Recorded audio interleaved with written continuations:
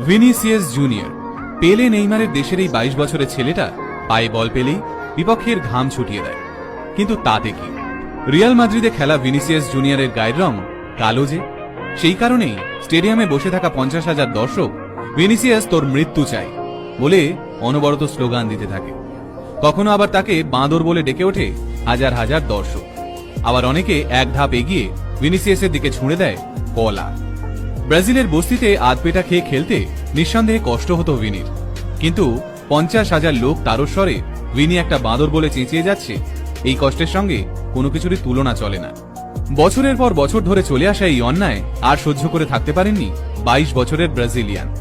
বাধ্য হয়ে প্রতিবাদ করেন।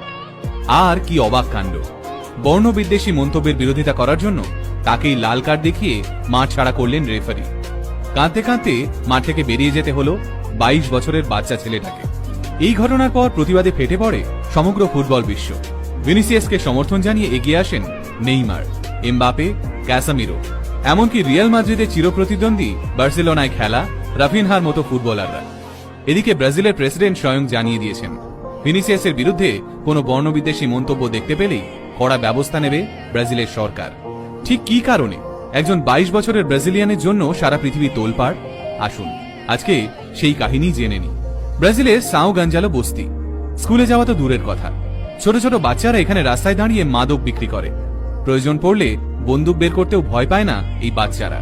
ফলে ভদ্রলোকেরা সকালবেলাতেও এই বস্তি এড়িয়ে চলেন। এইরকম এক বস্তিতে জন্ম হয় ভিনিসিয়াস জুনিয়রের। ছোট থেকেই ভিনি জানতেন এই বস্তি থেকে বেরোনোর একটাই পথ, আর তা হলো ফুটবল। মা বাবা যা আয় করেন তাতে সংসারের সবার ঠিক করে খাবারই জোটে না, তাই আধপেটা খেয়ে এই সকাল থেকে মাঠে পড়ে থাকতেন তিনি।